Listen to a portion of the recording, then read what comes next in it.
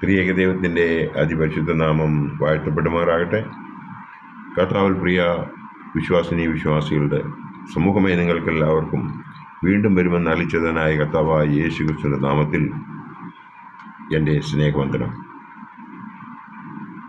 3 നോയമ്പിൻ്റെ രണ്ടാമത്തെ ദിവസമായ ഇന്ന് ഏവർക്കും ഈ പ്രഭാത വചനത്തിലേക്ക് സ്വാഗതം. വചനത്തോടുള്ള അനുസരണത്താൽ അനുഗ്രഹം എങ്ങനെ പ്രാപിക്കാം എന്നതാണ് ഇന്നത്തെ ചിന്താവിഷയം. നാം പാപങ്ങളെ ഉപേക്ഷിക്കുന്നുവെങ്കിൽ അനുഗ്രഹമുണ്ടാകും. ഭയങ്ങളിൽ നിന്നും ആകുല ചിന്തകളിൽ നിന്നും വിടുതൽ ലഭിക്കണമെന്നുണ്ടെങ്കിൽ നാം വചനത്തോടുള്ള അനുസരണം ഉള്ളവരായിരിക്കണം. ദൈവത്തിന് നാം ഫലം കായ്ക്കുന്നവരായിരിക്കണം. ദൈവികമായ ആനന്ദം നമുക്ക് ലഭിക്കണമെന്നുണ്ടെങ്കിൽ വചനത്തോടുള്ള അനുസരണത്താൽ നാം ജീവിക്കണം. നമുക്ക് രക്ഷാ നിർണയം ഉണ്ടായിരിക്കണം എങ്കിൽ നാം വചനത്തോടുള്ള അനുസരണമുള്ളവരായിരിക്കണം. നാം അവൻ്റെ പുനരാഗമനം കാത്തിരിക്കുന്നുവെങ്കിൽ നാം വചനത്തെ അനുസരിക്കണം. നാം ഒരു പ്രത്യേക നിക്ഷേപമായിരിക്കണം എങ്കിൽ നാം അവൻ്റെ മക്കളായി തീരണം.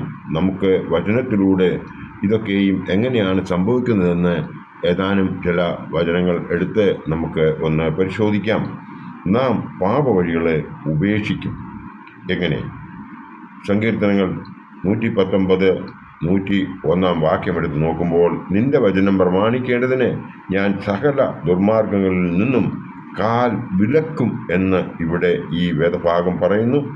അതിന് നമ്മൾ തയ്യാറാണോ എന്ന് നോക്കണം. അതായത്, നിന്റെ വചനം പ്രമാണിക്കേണ്ടതിന് ഞാൻ സകല ദുർമാർഗങ്ങളിൽ നിന്നും കാൽ വിലക്കും. അതിന് ഈ 3 നോയമ്പിൻ്റെ അവസരത്തിൽ നമ്മൾ തയ്യാറാണോ എന്ന് വേണം നാം ചിന്തിക്കേണ്ടത്. ഭയങ്ങളിൽ നിന്നും ആകുല ചിന്തകളിൽ നിന്നും വിടുതൽ ലഭിക്കുന്നതിന് വേണ്ടിയിട്ട് സദൃശവാക്യങ്ങൾ 1:33 എടുത്ത് നോക്കുമ്പോൾ നമുക്കത് മനസ്സിലാകും. എൻ്റെ വാക്ക് കേൾക്കുന്നവനോ നിർഭയം വസിക്കും, ദോഷഭയം കൂടാതെ സ്വൈര്യമായിരിക്കുകയും ചെയ്യും എന്ന് ഇവിടെ ഈ സദൃശവാക്യങ്ങൾ പറയുന്നു. 3-ാമത്തെ പോയിന്റ് എന്ന് പറയുന്നത്, ദൈവത്തിന് നാം ഫലം കായ്ക്കുന്നവരായിരിക്കണം. സങ്കീർത്തനം 63:1. ദൈവമേ, നീ എൻ്റെ ദൈവം, അധികാലത്തെ ഞാൻ നിന്നെ അന്വേഷിക്കും. വെള്ളമില്ലാതെ ഉണങ്ങി വരേണ്ട ദേശത്ത് എൻ്റെ ഉള്ളം നിനക്കായി ദാഹിക്കുന്നു, എൻ്റെ ദേഹം നിനക്കായി കാംക്ഷിക്കുന്നു.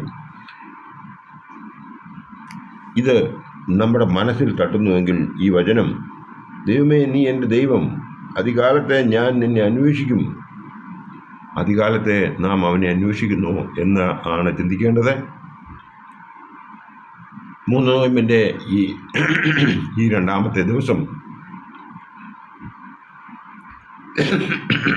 നാം അവനെ അന്വേഷിക്കുന്നുവോ എന്നാണ് ആദ്യം ചിന്തിക്കേണ്ടത്.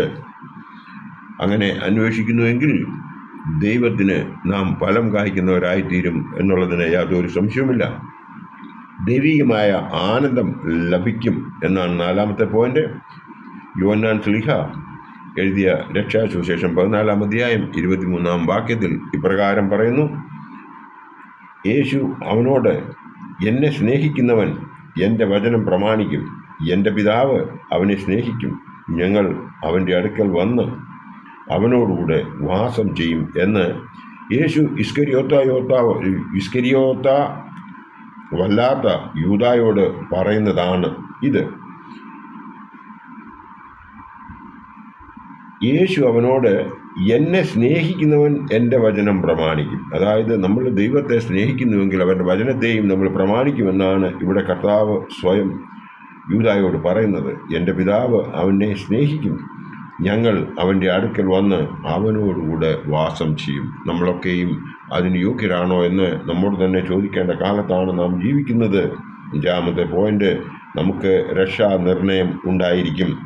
1 യോഹന്നാൻ 2-ാം അധ്യായം 3-ാം വാക്യത്തിൽ പ്രകാരം പറയുന്നു, അവൻ്റെ കൽപ്പനകളെ പ്രമാണിക്കുന്നുവെങ്കിൽ നാം അവനെ അറിഞ്ഞിരിക്കുന്നു എന്ന് അതിനാൽ അറിയുന്നു എന്നാണ് ഇവിടെ പറയുന്നത്.